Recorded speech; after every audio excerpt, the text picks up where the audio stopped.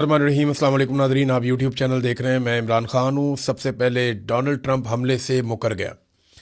ये जो ईरान के अंदर अटैक हुआ एक फैसिलिटी के ऊपर, एक गैस की तनसीब पे जो हमला किया गया पारस में, उस हवाले से पहले ये दावा किया गया, अमरीकी मीडिया ने दावा किया, अमरीकी हुकूमती सोर्सेज ने दावा किया कि ये इसराइल ने और अमेरिका ने मिलकर इसका प्लान किया था और कोऑर्डिनेशन के साथ ये हमला किया गया।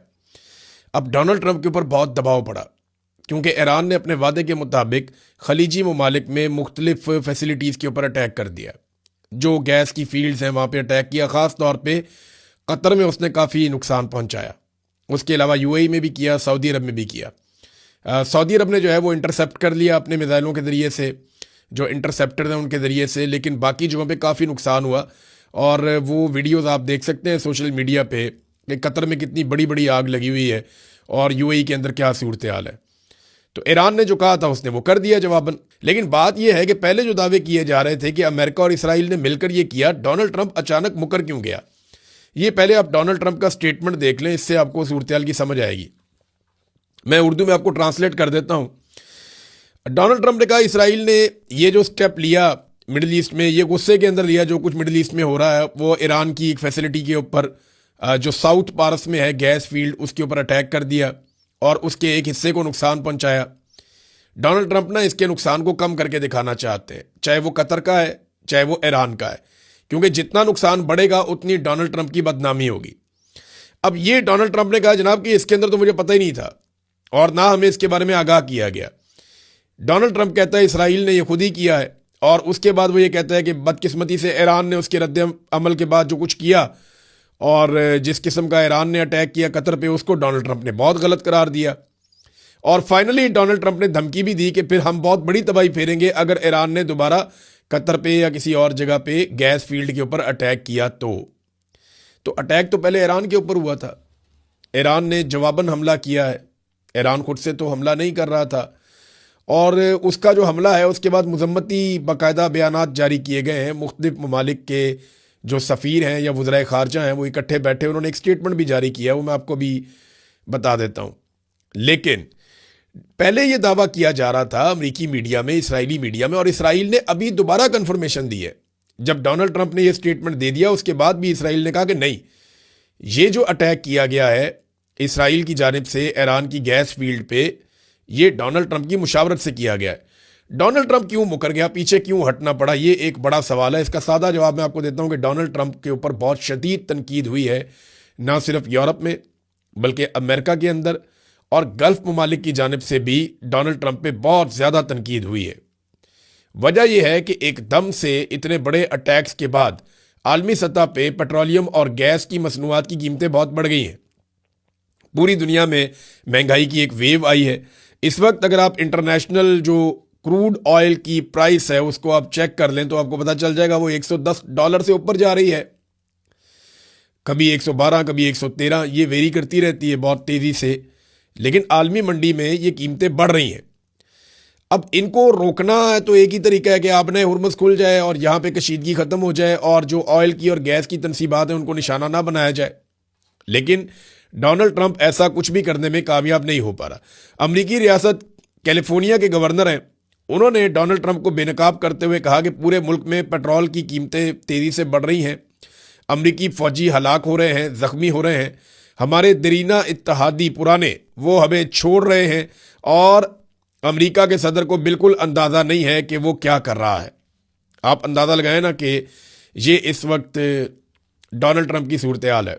आलमी मंडी में देखें, अब आग तो लगेगी पेट्रोल की कीमतों को, गैस की कीमतों को, जब इनकी तनसीबात को आग लगेगी और इनके जो रूट्स हैं वो बंद हो जाएंगे। एक और इंकशाफ किया है नेशनल काउंटर टेररिज्म के साबिक सरबराह हैं जो केंट, उन्होंने ये कहते हैं जी कि अली लारेजानी अमन मुज़ाकरात कर रहे थे लेकिन उन्हें कत्ल कर दिया गया। इसराइल मुस्तकिल एक जंग चाहता है। मैंने आपको पहले भी कहा था ना कि इसराइल के लिए यह आखिरी मौका है। अगर ईरान एटमी कुव्वत बन गया तो इसराइल का मौका ख़त्म हो जाएगा, और अगर अमेरिका इस मरतबा इस लड़ाई से निकल गया तो कोई भी अमरीकी सदर दोबारा इस लड़ाई में आने का लंबे अरसे तक सोच भी नहीं सकेगा। वजह यह है कि जो बेइज्जती डोनाल्ड ट्रंप की हो गई है, कोई और इतना बड़ा रिस्क लेगा नहीं। तो ये उन्होंने नेशनल काउंटर टेररिज्म का साबिक सरबराह जो कैंट, उसने जो स्टेटमेंट दिया, उसने कहा जी अली लारजानी तो मुज़ाकरात वाला बंदा था, मुज़ाकरात कर रहा था, लेकिन कत्ल कर दिया गया। इसराइल जो है वो मुस्तकिल जंग चाहता है, तभी ऐसे लोगों को कत्ल कर देता है, और अमेरिका बतौर हथियार इस लड़ाई में इस्तेमाल हो रहा है। ट्रंप के ऊपर अमेरिका में जो तनकीद हो रही है वो मैंने आपको पहले बता दिया। एक और बड़ी खौफनाक हरकत हुई है, और ये हरकत हुई है ईरान के अंदर। इसराइल ने फिजाई हमले में ईरान के बुशहर न्यूक्लियर प्लांट कम्प्लेक्स के अंदर एक इमारत को निशाना बनाया। ये लगभग कोई 350 मीटर दूर है, जो जोहरी रिएक्टर है उससे, जो ईरान की एक फैसिलिटी है उससे इतना दूर है ये। इसके बारे में पहले भी रशिया ने भी खबरदार किया था, ईरान ने भी किया था, और जो इंटरनेशनल इदारा है IAEA, उसने भी खबरदार किया था कि इससे रेडिएशन हो सकती है। अभी तो कुछ ऐसा नहीं हुआ, लेकिन रूस ने इसे बहुत गैर जिम्मेदाराना करार देते हुए मजम्मत की है, क्योंकि वहाँ पे फ़ाल रिएक्टर और मौजूद अमला वो करीब है। खुदा न खास्ता अगर यहाँ पे रेडिएशन हो जाती है, या इस जगह पे कोई इस किस्म का एटमी मवाद, क्योंकि यहाँ पे ये काम कर रहे हैं, और ये एक इसको जो काम कर रहे हैं ये तवानाई के हवाले से काम कर रहा है ईरान, उनका ये दावा है। अगर यहाँ पे एक गलती करता है इसराइल, तो इसकी जो कीमत है वो पूरे खित्ते को चुकानी पड़ेगी। तो इसराइल कुछ ना कुछ ऐसा करता चला जा रहा है जिससे जंग बंदी के सारे रास्ते बंद होते चले जाएं, क्योंकि वो इसको अपना आखिरी मौका देख रहे हैं। अमेरिका के अंदर जो है वो बजट बढ़ाने का मुतालबा किया पेंटागन ने नया बजट मांग लिया $200 अरब का, और अब अमेरिकी सरकार को वो $200 अरब से ज़ायद का बजट पेंटागन को देना पड़ेगा। इसके ऊपर जो इराकची हैं वजीर खारजा, उन्होंने एक स्टेटमेंट दिया है। उन्होंने कहा जी जंग को अभी सिर्फ 3 हफ्ते हुए हैं, और ये आपकी चॉइस की जंग है, अपनी मर्जी से आपने लड़ी है, और ये इम्पोज की गई है ईरानियों के ऊपर और अमेरिकन के ऊपर। यानी ईरानी भी ये जंग लड़ना नहीं चाहते, अमेरिकन भी ये जंग लड़ना नहीं चाहते, लेकिन नेतन्याहू की शरारत से अमेरिका इसके अंदर आ गया और डोनाल्ड ट्रंप इस्तेमाल हो गया। उन्होंने कहा ये $200 अरब जो मांगे गए हैं ये टिप ऑफ द आइसबर्ग है, ये बहुत थोड़ी सी अमाउंट है जो अभी मांगी गई है, अभी आपको बहुत सारे पैसे देने पड़ेंगे। बल्कि उन्होंने ट्रिलियंस ऑफ डॉलर्स की बात की है, और वो कह रहे जी अमेरिकन को नेतन्याहू का शुक्रिया अदा करना चाहिए कि अभी ट्रिलियंस डॉलर आपको खर्च करने पड़ेंगे इसराइल फर्स्ट टैक्स के तौर पे, कि अमेरिका से पहले, वो अमेरिका फर्स्ट कहते हैं ना, तो इन्होंने कहा जी इसराइल फर्स्ट, इसराइल जो है वो अमेरिका से भी पहले है, तो उसके लिए आपको अब बहुत ज़्यादा पैसा खर्च करना पड़ेगा, और इसका बोझ कौन उठाएगा? अमरीकी इकॉनमी। देखिए ये $200 अरब सीधे सीधे ही मांग लिए पेंटागन ने। जिस ईरान के खिलाफ मांगे, ईरान का मिलिट्री बजट पता कितना है? ईरान का टोटल मिलिट्री बजट है $7.3 अरब, यानी वो $7.5 अरब भी टोटल मिलिट्री बजट नहीं है। अमेरिका का इतना बड़ा मिलिट्री बजट है, उन्होंने $200 अरब मजीद मांग लिए ईरान से लड़ने के लिए, जिसका मिलिट्री बजट $7.3 अरब है। पाकिस्तान का मिलिट्री बजट जो है वो टोटल मिला के कोई $7.6 अरब बनता है। लेकिन ये अमेरिकन तो पैसे फूंकते हैं जंग के अंदर, हम सब जानते हैं, और जंग ही एक ऐसा कारोबार है जिसमें दुनिया, असला बनाने वाली कंपनियां, ये सारे बड़े बड़े लोग ये पैसा बनाते हैं, और इसमें बेशुमार पैसा बनता है। नाज़रीन, रॉयटर्स के मुताबिक एक खबर आई है कि अमेरिका ग्राउंड के ऊपर अपने फौजी उतारना चाहता है ईरान में, और अगले हफ्ते ये दावा किया जा रहा है कि इसमें कोई डेवलपमेंट हो सकती है। अमेरिकन जो है ना वो अब तक मुख्तलिफ एरिया पे बात करते चले आए हैं, और एक एरिया जिसे आप खारज जजीरे के नाम से जानते हैं, जहाँ पे ईरान की बहुत बड़ी फैसिलिटी है ऑयल्स के हवाले से, अब वहाँ पे अमरीकी अपने फौजी उतार सकते हैं, ये दावा किया जा रहा है। उसको वो एक आसान हदफ समझते हैं, लेकिन मैं पहले भी आपको बता चुका हूँ कि ईरान खुदकुशी वाले मोड में है। वो खारज जजीरे को तबाह कर देगा अगर वहाँ पे अमरीकी फौजी मौजूद हुए, और वो उनके ऊपर वहाँ पे अटैक करेगा। अव्वल तो वो आने नहीं देगा, लेकिन अगर वो वहाँ तक आ गए तो वो उनके ऊपर हमला करेगा, ईरान बाज नहीं आएगा, और ईरान का जितना नुकसान होगा उतना ही नुकसान वो खलीजी ममालिक का भी कर देगा, क्योंकि ईरान को ये लगता है कि अगर हमें नुकसान हो रहा है तो खलीजी ममालिक का जितने भी असासे हैं उनका फ़ायदा अमेरिका उठाता है। अमेरिकन कंपनियां यहाँ पे काम करती हैं, वो यहाँ से तेल और गैस निकालती हैं, और वो यहाँ से बेशुमार डॉलर्स कमाकर ले जाती हैं। लिहाजा अगर वो हमें नुकसान देंगे तो हम वहाँ पे नुकसान करेंगे। ये ईरानियों की सोच है। अब जो मजम्मती एक स्टेटमेंट जारी किया गया है, मैं थोड़ा सा आपको स्टेटमेंट बता देता हूँ। ये अरब ममालिक ने जारी किया है, इसके अंदर वज़राए खारजा थे, पाकिस्तान को भी इसमें शामिल कर लें, तुर्की को भी शामिल कर लें, कुछ अरब ममालिक हैं उनको शामिल कर लें। तो इसमें ईरान के दानिस्ता हमलों की मजम्मत की गई है।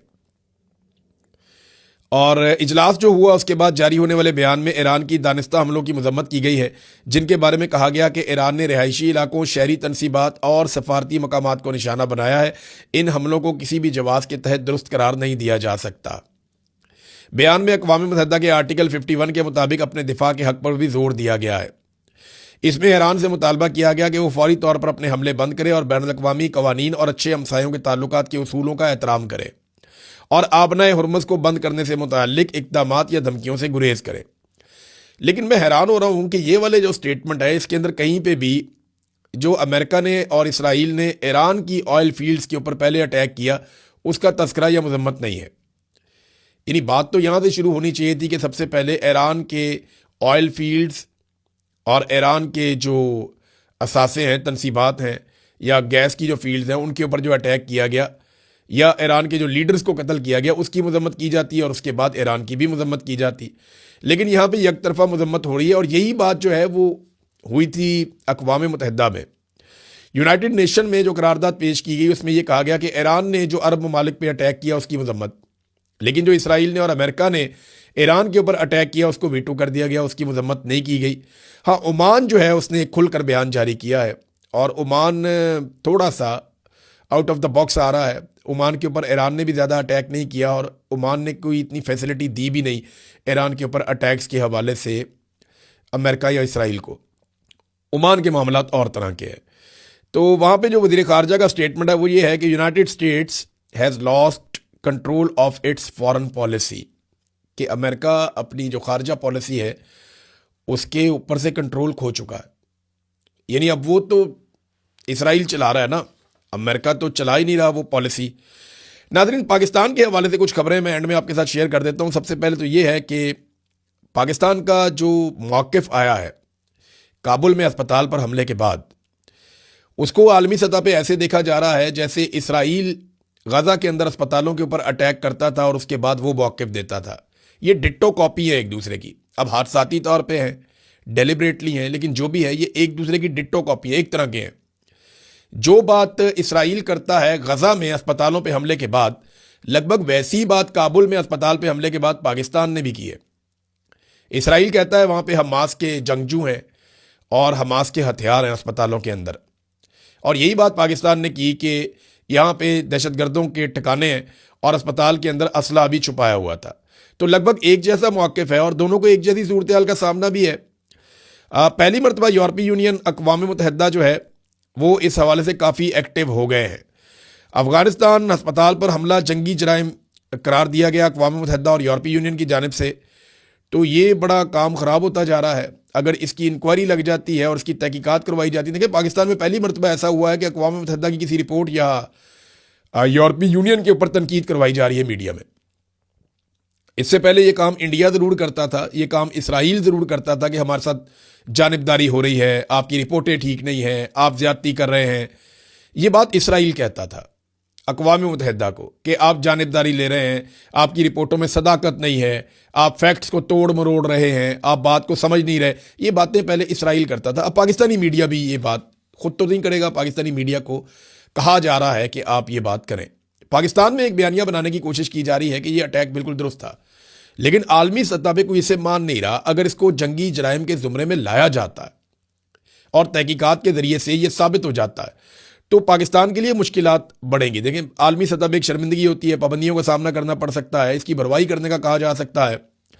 तो जब भी कोई अटैक किया जाए तो इस बात का हमेशा ख्याल रखना चाहिए कि जिन पे हमला किया जाए वो दहशतगर्द होने चाहिए और दहशतगर्दों को ही निशाना बनाया जाए इन केस के आपको हमला करना पड़े। अदरवाइज आप बातचीत एंड ऑफ द डे आपको करनी पड़ती है। आप जितनी मर्जी जंग कर लें, एंड में आपको टेबल पे बैठना ही पड़ेगा। अमेरिका अफगानिस्तान में 20 साल लड़के गया है, एंड में उसको टेबल पे बैठना पड़ा। आप पाकिस्तान लड़ ले वहाँ पे 10, 20, 30 साल, अफगानिस्तान तबाह बर्बाद हो जाएगा। अल्लाह करे पाकिस्तान को कुछ भी ना हो, लेकिन एंड में आपको फिर भी बैठ के बात करनी पड़ेगी। तो इमरान खान साहब वाला फार्मूला तो ठीक था, लेकिन बहरहाल इमरान खान का क्योंकि तस्करा आ गया, मैं थोड़ा सा आपको बता देता हूँ कि हुकूमत ने इमरान खान साहब के बेटों को ना तो नाइकॉप दिए और ना ही वीज़ा दिए, बल्कि वज़रा जो है वो ये दावे कर रहे हैं, अलग अलग बातें कर रहे हैं। तलाल चौधरी कहते हैं जी कि वो पाकिस्तान आ जाएं और वीज़े के लिए अप्लाई कर दें, तो उन्होंने ट्रैकिंग आईडी दे दी अपने कि जनाब ये देख लें, हमने तो वीज़ा अप्लाई किया हुआ, वीज़ा ही नहीं दे रहे। अता तारड़ कहते हैं उनके पास नाइक ऑप्स हैं, नाइक ऑप्स के ज़रिए आ जाएं, तो उन्होंने वो भी अप्लाई किए हुए हैं कई महीनों से, उनको नाइक ऑप्स भी नहीं दिए जा रहे। तो ये इमरान खान को तो दीवार के साथ लगाया हुआ है आसिम मुनीर साहब ने और उनकी एस्टेब्लिशमेंट ने। दहशतगर्दों के साथ ईद के मौके पर जंगबंदी की है पाकिस्तान की मिलिट्री एस्टेब्लिशमेंट ने कि चलें ईद आ रही है तो हम ये कहते हैं दहशतगर्द हैं वो लोग, और एक मौक़िफ़ है फितनतुल हिंदुस्तान। तो अगर फितनतुल हिंदुस्तान के साथ आप बातचीत कर रहे हैं और आप कह रहे हैं जंगबंदी हो गई, हमारा सीज़ फायर हो गया ईद के दिनों में, तो इमरान खान के साथ क्यों नहीं? क्यों वो पाकिस्तान का सबसे बड़ा लीडर नहीं है? क्या वो पाकिस्तान में सबसे ज़्यादा वोट लेने वाला आदमी नहीं है? क्या वो पाकिस्तान का साबिक वज़ीर आज़म नहीं है? क्या वो पाकिस्तान का सबसे मकबूल आदमी नहीं है? ये बात सच है, वो मुहब्बे वतन आदमी है, सब उसे जानते हैं, कौम के लिए लड़ रहा है वो। देखिए ना इमरान खान के साथ ये सारा कुछ क्यों हो रहा है? वहाँ अफगानिस्तान के साथ आपने जंगबंदी कर दी फितनतुल हिंदुस्तान करार देकर, वो इसलिए कि उसके लिए आलमी सतह पर आवाज़ें उठी बड़ी बड़ी। इमरान खान के लिए आलमी सतह पर कोई बड़ी आवाज़ उठती नहीं, और जिनके लिए इमरान खान आवाज़ उठा रहा है वो गरीब लोग इमरान खान के लिए आवाज़ उठाते नहीं। वो सारे सिर्फ दुआएं ही कर रहे हैं और ख्वाहिश का इजहार कर रहे हैं कि इमरान खान जीत जाए, लेकिन प्रैक्टिकली उनको ये लड़ाई लड़नी पड़ेगी पाकिस्तानियों को अल्टीमेटली, क्योंकि ये आपकी लड़ाई है, आपको खुद लड़नी पड़ेगी। एक खबर मैं आपको एंड में और देता हूं, ये 2026 की सालाना threat assessment of United States intelligence community report आई है मार्च 2026 की। इसमें कश्मीर को इंडिया की यूनियन करार दिया गया है इस रिपोर्ट में। अब पाकिस्तानी इसके ऊपर बात नहीं करेंगे, पाकिस्तानी हुकूमत को चाहिए कि इस रिपोर्ट को गलत करार दे, इसके ऊपर स्टेटमेंट दे, इसके ऊपर आकर बोले। DGISPR को भी इस पर स्टेटमेंट देना चाहिए, आर्मी चीफ को भी देना चाहिए। देखिए ना अमेरिका के सिर्फ एक बयान पर पाकिस्तान ने अभी तक रद्द-ए-अमल दिया है। तुलसी गबार्ड का जो बयान है कि पाकिस्तान के मिसाइल अमेरिका तक आ सकते हैं, अमेरिका खतरे में है, इसके ऊपर फौरी तौर पे पाकिस्तान ने रद्द-ए-अमल देकर कहा नहीं जी नहीं, हमारे मिसाइल वहां तक नहीं आ सकते। हम आपको यकीन दिलाते हैं कि हमारे मिसाइल किसी सूरत अमेरिका तक नहीं आ सकते, अमेरिका को हमारे मिसाइलों से कोई खतरा नहीं है। ये फौरी तौर पे स्टेटमेंट दे दिया। इससे पहले अमरीकी वजीर खारजा ने कहा कि पाकिस्तान ने अर्जी डाली है गजा में अपनी फौज भेजने के लिए, उसके ऊपर कोई रद्द-ए-अमल इन्होंने नहीं दिया, बिल्कुल रद्द-ए-अमल दिया ही नहीं। बोर्ड ऑफ पीस में शमूलियत की अर्जी, कोई रद्द-ए-अमल नहीं दिया। ट्रंप के बयान पे कोई रद्द-ए-अमल नहीं दिया। कश्मीर को भारत में शामिल करना, इसके ऊपर कोई रद्द-ए-अमल नहीं दिया। फ़लस्तीनी रियासत के क़याम से अमेरिका का इनकार करना, इसके ऊपर कोई रद्द-ए-अमल नहीं दिया। मस्जिद अक्सा की जगह हैकल सुलेमानी की तामीर का स्टेटमेंट देना, कोई रद्द-ए-अमल नहीं दिया। तो पाकिस्तान ने रद्द-ए-अमल सिर्फ एक चीज़ पे दिया कि अमेरिका को हमसे कोई खतरा नहीं है, बाकी अमेरिका जो मर्जी करी जाए, इन्होंने कोई रद्द-ए-अमल कभी दिया ही नहीं। बहरहाल इस वीलॉग में अब तक के लिए इतने, अपना ख्याल रखिएगा, अपने चैनल का भी। अल्लाह हाफ़िज़।